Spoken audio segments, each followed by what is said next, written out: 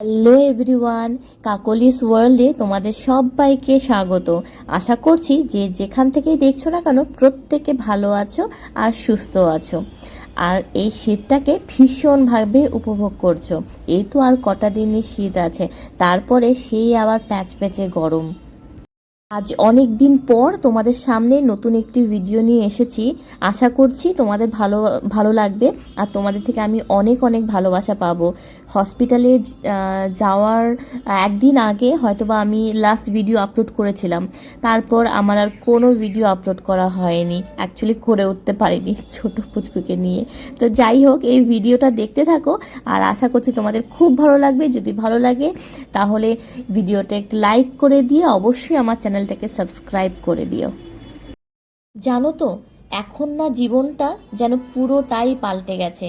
হ্যাঁ, যদিও বা মেয়ে হওয়ার পর আমার লাইফটা অনেকটাই চেঞ্জ হয়েছিল, কারণ প্রথমবারের জন্য মা হয়েছিলাম যে। তবে এবারে দ্বিতীয়বারের জন্য মা হতে পেরে জীবনটা যেন পুরোটাই পাল্টে গেছে।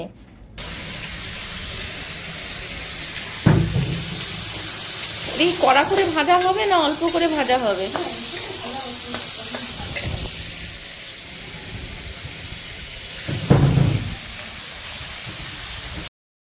যদিও বা শুধু আমি বলে নয়, প্রতিটি মাই এরকম ফেজের মধ্যে দিয়ে যায়। সময় মতো ঘুম নেই, খাওয়া নেই, রেস্ট নেই, ক্লান্তি যেন সব সময় ঘিরে থাকে। তবু এ যেন অন্যরকম ভালো লাগা। আর এই অনুভূতিটা আমি আমার বাকিটা জীবনের জন্য মনের চিলেকোঠায় বন্দি করে রাখতে চাই।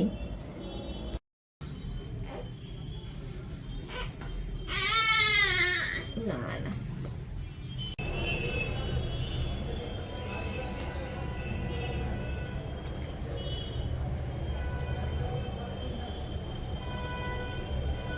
না, বাবা কর।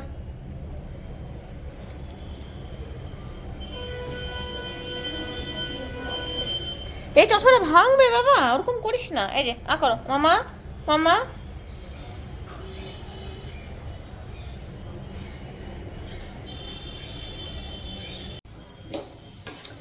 শীতকাল আসা মানেই তো পিঠে পায়েস খাওয়ার সময়। আর সেদিন ঝোলা গুড় এনেছিল, তো এখনই তো এটার সময়, ঝোলা গুড় আর কদিন পর থেকে পাওয়া যাবে না। আর সেটা দিয়ে পিঠে বা পায়েস যাই বানানো হোক না কেন ভীষণ ভালো লাগে খেতে। তো এই নারকেলের পুর বানানো হচ্ছে ওই গুড় দিয়ে। আর এই যে দিদি চালের গুঁড়ো মাখছে, গরম জল দিয়ে মাখা হচ্ছে। আজকে সেদ্ধ পুলি পিঠে বানানো হবে।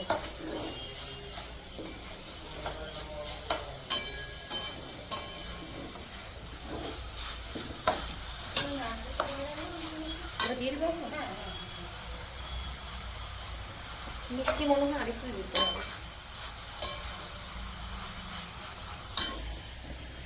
এখন প্রায় সন্ধে 6টার মতন বাজে। তো তোমার দাদা এক সপ্তাহ হয়েছে ঝোলা গুড় এনেছিল, তো তখন থেকে আর পিঠে বানানো হয়ে ওঠেনি, সময় করে উঠতে পারিনি। তো রোজই বলে একবার করে পিঠে হলো কি। তো যাই হোক, আজকে সময় করে বসে গেলাম আমি আর দিদি ভাই পিঠে বানাতে।